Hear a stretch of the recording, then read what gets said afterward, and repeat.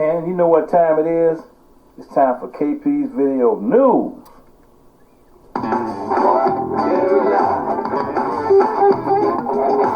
KP's Video News, y'all. KP's Video News, y'all. KP's Video News, y'all. Right. Okay, folks, time for KP's Video News. Yeah, it's a real disturbing story that has been all over the airwaves here. It's actually something that happened months ago. However, it has gained a little momentum here, which it should have had momentum then. However, it's about a black man that was suffocated. And he was suffocated, and wow, it's a really bad situation. And anyway, one of his brothers placed a call, says not to have my brother lynched. How many more brothers have to die before society understands this need to stop? And as Joe asked, he called 911 on March 23rd as his brother was in the throes of a mental health crisis, and he walking naked and covered in blood through the city at 3 a.m. Daniel PRUDE earlier thrown himself down to the basement stairs head first and run out the back door of his brother's house. And his autopsy showed evidence of PCP in his blood. Joe PRUDE told the police not to kill his brother. And videos of Daniel PRUDE in downtown Rochester lying on the ground in compliance with officers' directives. As 5 officers detained and handcuffed him, he began to shout and shout at them and spit.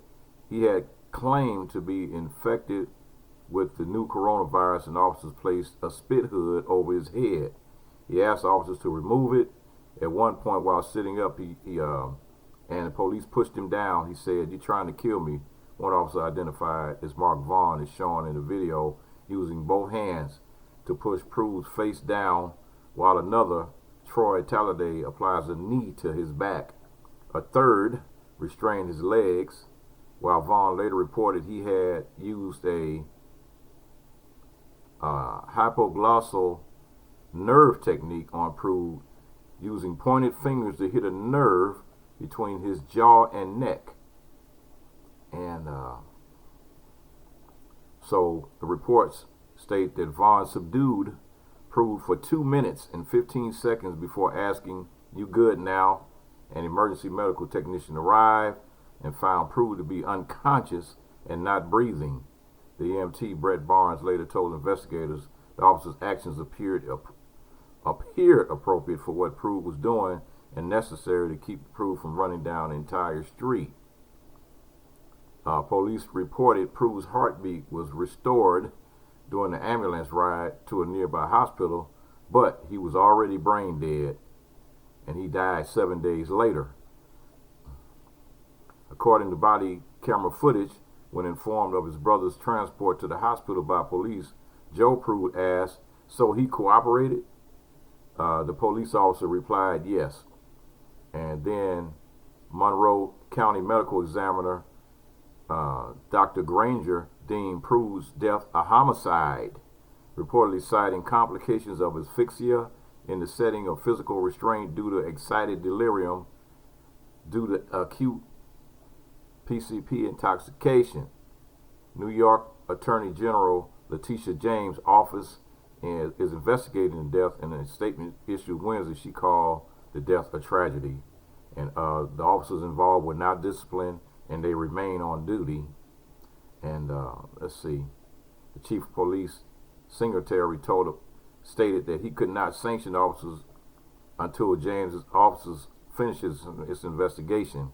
Asked why documentation of the death took months to become public, Singletary said, "This is not a cover-up." At the Wednesday press conference, Joe PRUDE and local activists called for officers involved to be fired and charged. Protesters also gathered outside the public safety building on Wednesday, where they engaged in a tense standoff with police. We are in need of accountability for the wrongful death and murder of Daniel PRUDE. He was treated inhumanely and without dignity. These officers killed someone and they are still patrolling in our community, said Ashley Gant, a community organizer with the New York Civil Liberties Union. The deaths of George Floyd, also by asphyxiation, and Breonna Taylor at the hands of police have galvanized a wave of protests against police brutality across the nation, similar to the beginning of the Black Lives Matter movement in the middle of the decade.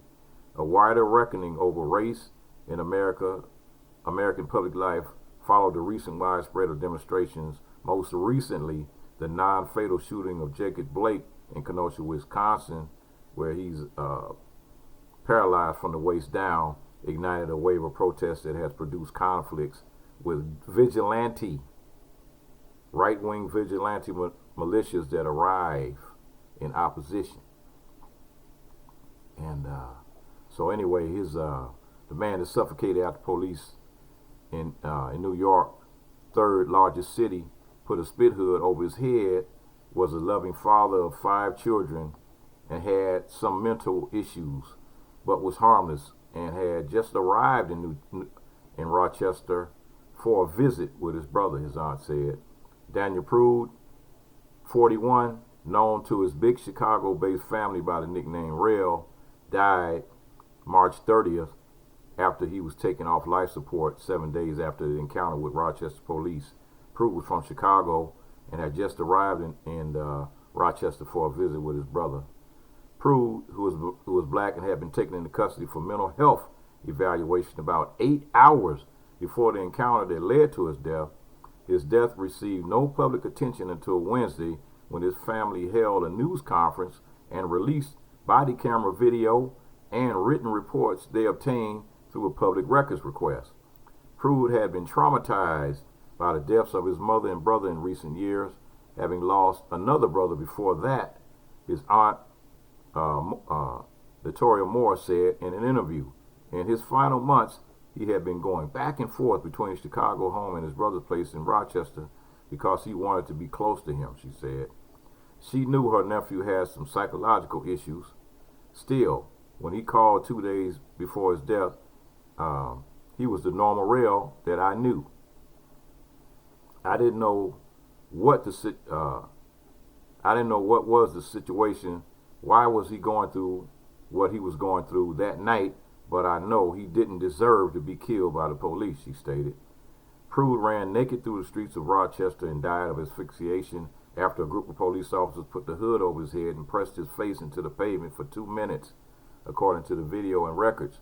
One officer wrote that they put the white spit hood over PRUDE because he was spitting continuously in the direction of officers and they were concerned about the coronavirus. The hoods are intended to protect officers from a detainee's saliva and have been scrutinized as a factor in deaths of several prisoners in the United States and other countries in recent years. The city halted its investigation into PRUDE's death when State Attorney General Letitia James' office began its own investigation in April. Under New York law, deaths of unarmed people in police custody are often turned over to the Attorney General's office rather than handled by local officials. The state investigation continues. Now, I want everyone to understand that at no point in time did we feel that this was something that we wanted not to disclose. Rochester Mayor Lovely Warren said at a news briefing, "We are precluded from getting involved in it until that agency has completed their investigation." And protesters gathered Wednesday evening outside of the police headquarters building in Rochester, a city of about 210,000 on Lake Ontario that's been known for being a longtime home of the photography company Kodak. Free the People ROC said several of its organizers were briefly taken into custody after they entered the building while Warren spoke. They were released on appearance tickets, and a regional director for the New York CLU, who was among those taken into custody. Demonstrators gathered at the spot where PRUDE died, chanting, dancing, and praying. They stayed late into the night. Activists are demanding that the officers involved be prosecuted on murder charges and if they be removed from the department while investigation proceeds. The police have shown us over and over and over again that they are not equipped to handle individuals with mental health concerns. And these officers are trained to kill and not to de-escalate. These officers are trained to ridicule instead of supporting Mr. Daniel PRUDE. Ashley Gant, Free People ROC, said at the news conference with PRUDE's family. Calls to union representing Rochester police officers and organization's attorney rang unanswered. And so that's one of those things, man. It's like, here we go again. So this fatal encounter happened 2 months before the George Floyd in Minnesota prompted nationwide demonstrations. George Floyd died when an officer put his knee on his neck for several minutes during an arrest. And he was all, so both of these guys were both handcuffed, and they both died the same way, man. They both died the same way, man, being asphyxiation. So anyway, we had, it's just a terrible situation, man. Terrible situation. And so, with that, I'm going to throw this other additional story in here, and then I'm going to move on. And we got a story here that states, talking about job cuts, man. And so job cuts, everybody's thinking like, you got the average person, going through this job cut situation.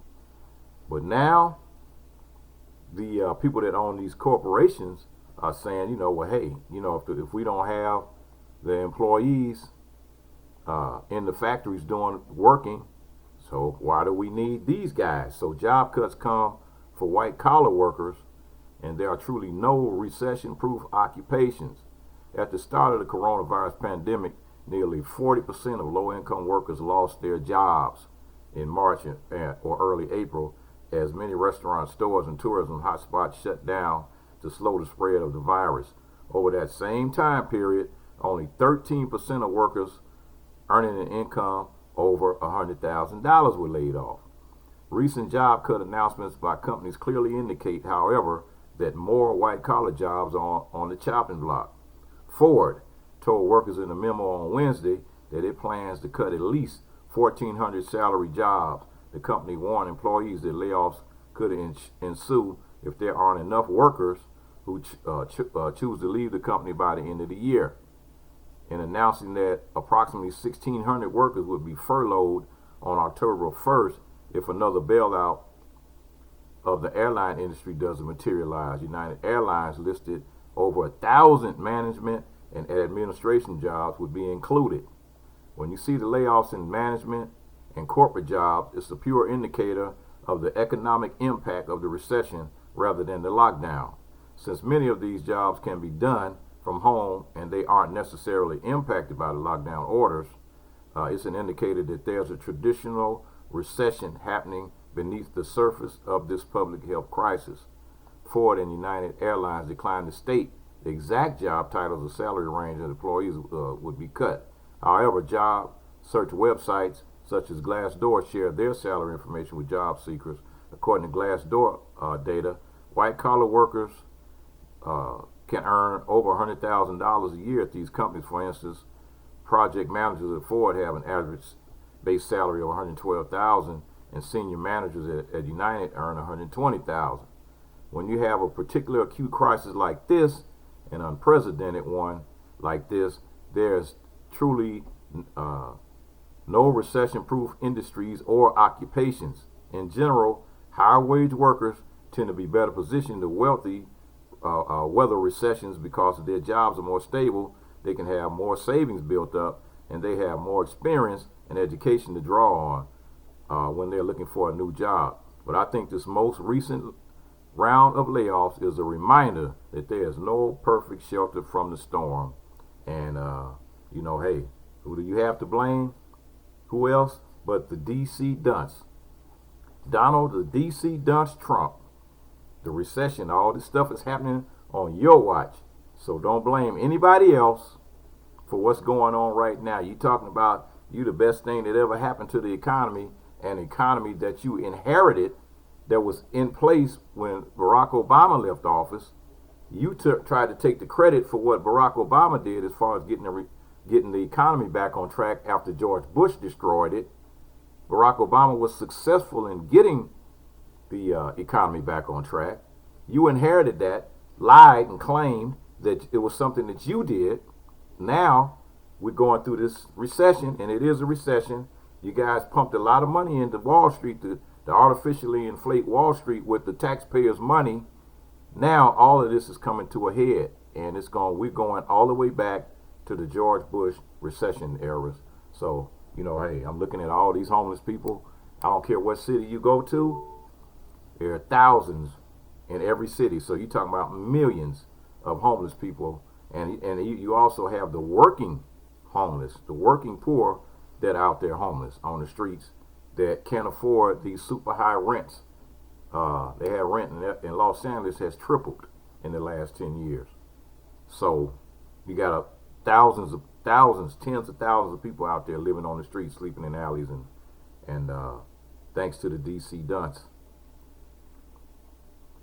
KP's Video News, y'all. Peace.